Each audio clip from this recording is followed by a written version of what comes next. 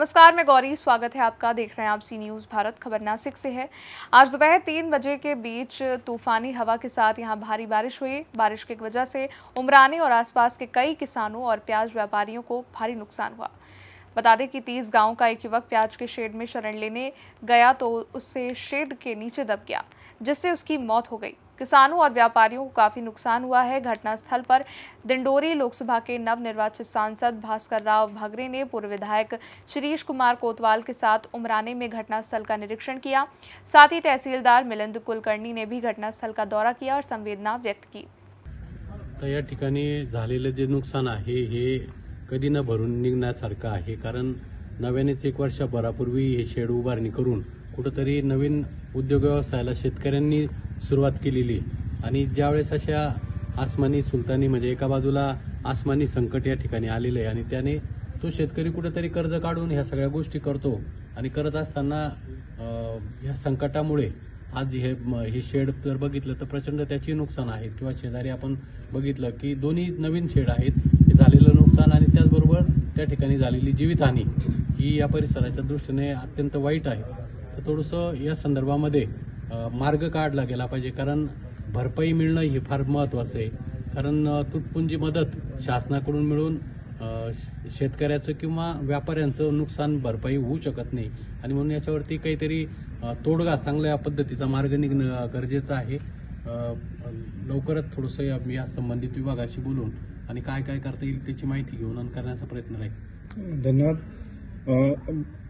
आपल्या सोबत चांदवडचे माजी काँग्रेसचे जिल्हाध्यक्ष शिरीष भाऊ कोतवाल साहेब आपल्या सोबत आहेत. त्यांच्याशी आपण संवाद या ठिकाणी साधणार आहोत. भाऊ नमस्कार. सर्वप्रथम आमच्या चॅनलवरती स्वागत आहे. काल या ठिकाणी अतिशय दुर्दैवी अशी घटना या ठिकाणी घडलेली आहे. एक जण या ठिकाणी मयत झाला, एक जखमी झाला आणि जवळच असलेलं तेसगाव याच्यामध्ये एक वीज पडली, तिथं एक मुलगा मयत झालेला आहे. आवश्यक भेट दिलेली. काय सांगणार आहात या सर्व संदर्भात?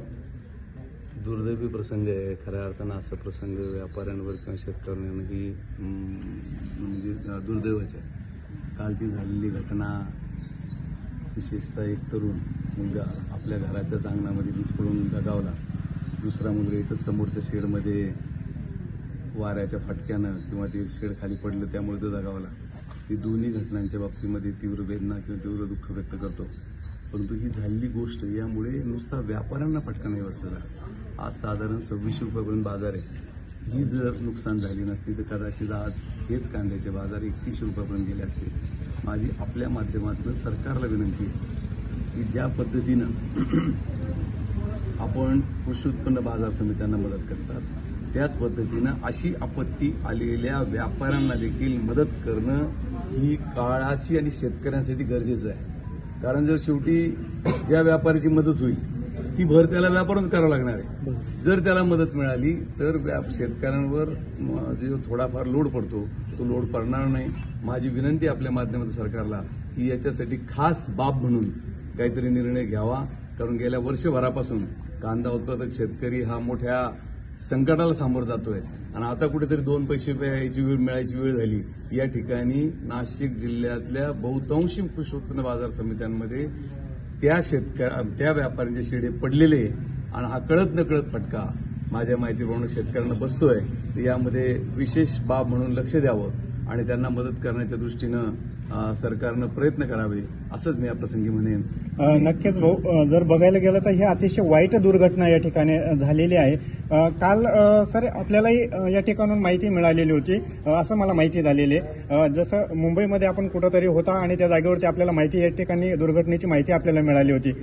त्याच क्षणी आपण वरिष्ठांना काही सूचनेद्वारे कळवलेलं होतं आणि सर्व वरिष्ठ तहसीलदार असतील, बीडीओ साहेब असतील या ठिकाणी पोहोचलेले. त्यांनी या ठिकाणी घटनेचा पूर्ण पंचनामा केलेला होता.